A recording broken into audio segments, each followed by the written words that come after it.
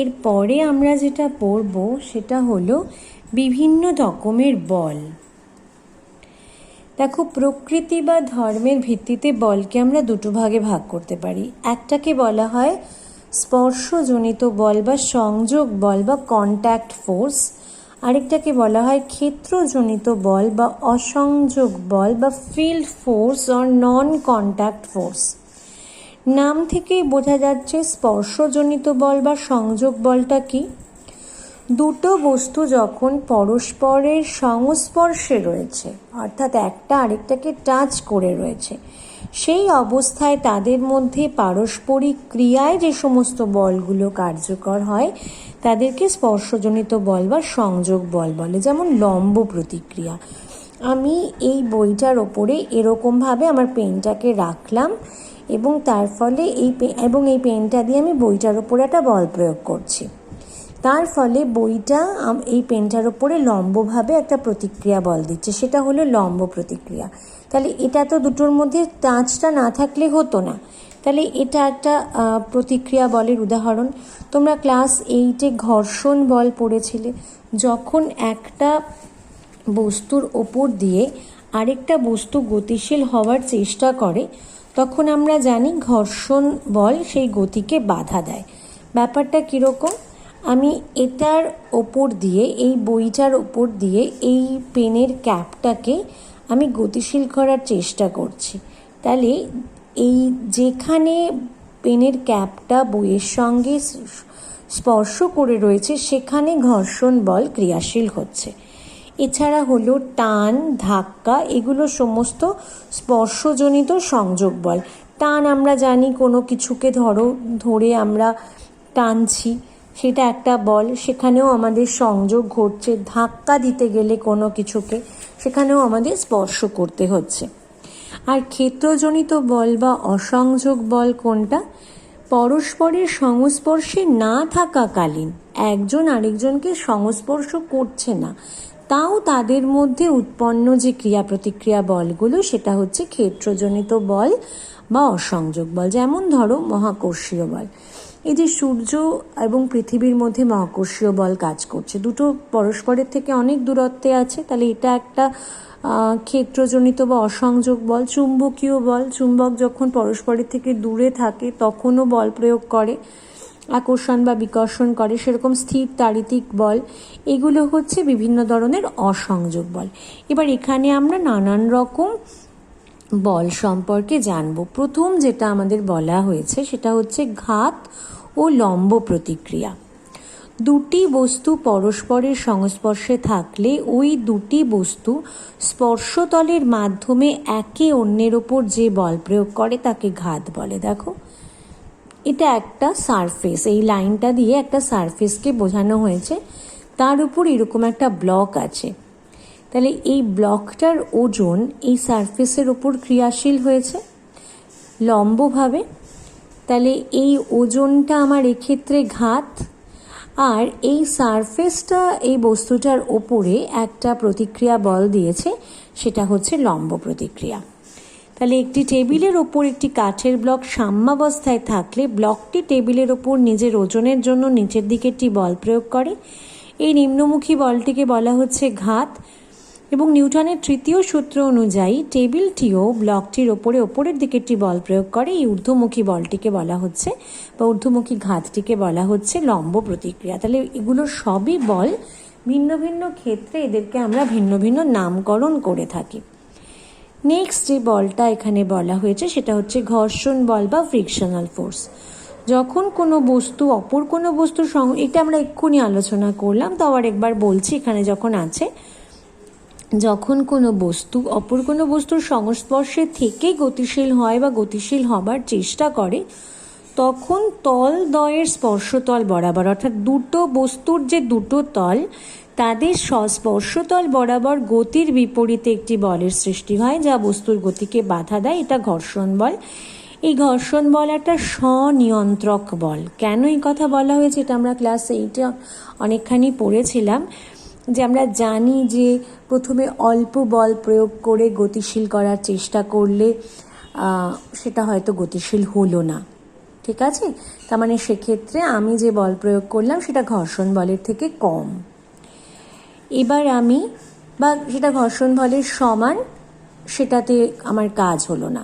এবার আমি আরেকটু বল বাড়ালাম, তখন কিন্তু ঘর্ষণ বলটাও আরেকটু বাড়লো। এভাবে আমি খানিকক্ষণ বলটাকে বাড়ালাম, ঘর্ষণ বলটাও বাড়লো, কিন্তু ঘর্ষণ বলটার বাড়ার একটা লিমিট আছে। আমি যদি তার বাইরে, সেই সীমার বাইরে বল প্রয়োগ করি তখন কিন্তু বস্তুটা গতিশীল হবে। তাহলে এইভাবে ঘর্ষণ বল কিন্তু নিজে বাড়িয়ে নিতে পারে, সেজন্য এটাকে স্বনিয়ন্ত্রক বল বলা হচ্ছে। নেক্সট বলেছে টান বল। টানকে আমরা বলি টেনশন। একটি দড়ির এক প্রান্ত হুকের সঙ্গে আটকে অপর প্রান্ত থেকে একটা লোহার ব্লক ঝুলিয়ে দিলে ব্লকটির ওজনের দরুন দড়িটি হুকের ওপর একটি নিম্নমুখী বল প্রয়োগ করে। এই যে জিনিসটাকে আমি ঝুলিয়েছি, এইটা যে আমার দড়ি, এই দড়িটার মধ্যে দিয়ে কিন্তু ওজনটা কাজ করছে, অর্থাৎ এই দড়ির মধ্যে দিয়ে ওজনটা এই জায়গায় নিম্নমুখে প্রযুক্ত হচ্ছে। তাহলে এটা হচ্ছে ক্রিয়া। একই সঙ্গে হুকটিও দড়ির সাহায্যে বস্তুটির ওপর সমান ও বিপরীতমুখী বল প্রয়োগ করছে, সেটি হচ্ছে প্রতিক্রিয়া। এই ক্রিয়া প্রতিক্রিয়াকে আমরা টান বা টেনশন বলছি এবং সেটাকে আমরা টি দিয়ে প্রকাশ করছি। দুটি বস্তু কোনো জড় মাধ্যমের মধ্যে দিয়ে সঞ্চালিত যে ক্রিয়া প্রতিক্রিয়ার প্রভাবে পরস্পরের কাছাকাছি আসতে চায় তাকে টান বলে। দেখো একটা ইন্টারেস্টিং জিনিস, এই ব্লকটা চাইছে তো এই জিনিসটাকে নিজের কাছে আনতে দড়িটার মাধ্যমে, আবার এই যে জায়গাটা, হয়তো এটা একটা সিলিং, সেও চাইছে এই ব্লকটাকে নিজের কাছে আনতে, সেজন্য এই কথাটা বলা হয়েছে যে পরস্পরের কাছাকাছি আসতে চায়, তাকে টান বলছে। নেক্সট যে বল আমরা পড়ব সেটা হলো সংঘাত, যাকে বলা হয় ইম্প্যাক্ট বা কলিশন। একটা রবারের বলকে কিছুটা উঁচু থেকে শক্ত মেঝের ওপর ফেললে মেঝেতে ধাক্কা খাওয়ার পর বলটি উল্লম্ব বরাবর, মানে আবার ওপরের দিকে খানিকটা উঠে যায়।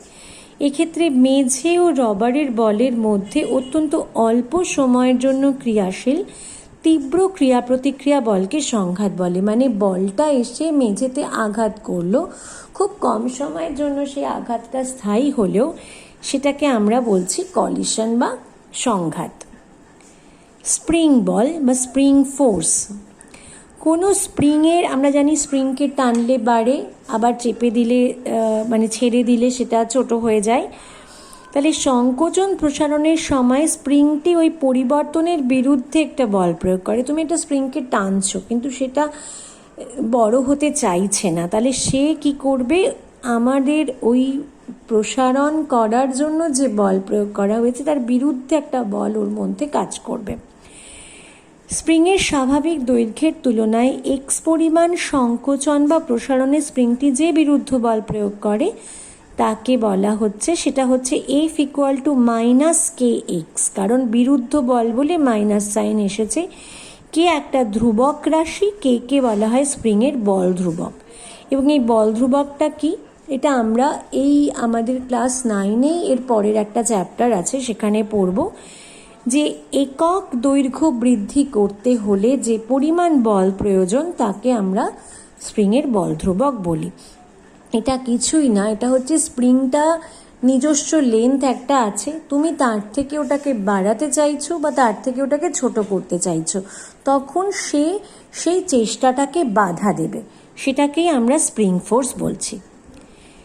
এরপরে বলা হয়েছে আকর্ষণ বল। সেই আকর্ষণ বলটা কি, এবার আমরা অসংযোগ বলটা পড়ব। সংস্পর্শ ছাড়াই দুটি বস্তুর মধ্যে পারস্পরিক ক্রিয়ার ফলে উৎপন্ন ক্রিয়া প্রতিক্রিয়া বল যদি বস্তু দুটিকে কাছে আনতে চায় তাকে আকর্ষণ বল বলে। এখানে সংস্পর্শের কোনো প্রয়োজন নেই, দুজনেই দুজনকে কাছে টানছে। তার উদাহরণ কি, মহাকর্ষীয় বল। আমরা জানি মহাবিশ্বের যে কোনো দুটি বস্তুকণা পরস্পরকে তাদের কেন্দ্র সংযোজক সরলরেখা বরাবর আকর্ষণ করে, সেই আকর্ষণ বলকে আমরা মহাকর্ষীয় বল বলে পড়েছি ক্লাস 8-এ। এর মান বস্তুকণা দুটির ভরের গুণফলের সমানুপাতিক ও মধ্যবর্তী দূরত্বের বর্গের ব্যস্তানুপাতিক। এর আরেকটা উদাহরণ হচ্ছে চুম্বকীয় বল। একটা চুম্বক একটা লোহাকে কিছুটা দূর থেকে আকর্ষণ করে, আবার দুটি চুম্বকের বিপরীত মেরু পরস্পরকে আকর্ষণ করে। আর বিকর্ষণ বলটা কি? যখন দুটি বস্তুর মধ্যে ক্রিয়াশীল বল বস্তু দুটিকে পরস্পরের থেকে দূরে সরিয়ে দেয় বা দূরে সরিয়ে দেওয়ার চেষ্টা করে, তখন তাকে বিকর্ষণ বল বলে। সেটা কোথায় কোথায় কাজ করে? যখন দুটো সমধর্মী আধান থাকে তখন তারা পরস্পরকে বিকর্ষণ করে। এটাও আমরা ক্লাস 8-এ পড়েছি। দুটো সমমেরু পরস্পরকে বিকর্ষণ করে। তাহলে আমরা এখানে যে নানান রকম বলগুলো পড়লাম সেগুলো আমাদের এখানে শেষ হলো। এবার একটা নতুন জিনিস পড়ব, সেটা হচ্ছে অনেকটা একই রকম শুনতে, কিন্তু তাদের মধ্যে পার্থক্য আছে। সেটা হলো বলের ঘাত ও ঘাত বল। ইংরেজিতে বলে impulse of force and impulsive force. বলের ঘাত হলো ইম্পালস অফ ফোর্স। সেটা কি?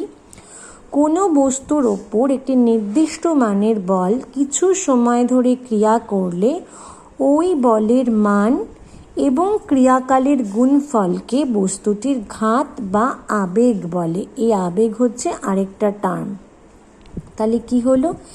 একটা বল আছে এ, মনে করো একটা বল প্রয়োগ করা হয়েছে এফ, সেই বলটা টি সময় ধরে কার্যকর ছিল, তাহলে এফ গুণ টি করলে আমরা বলের ঘাত পাবো।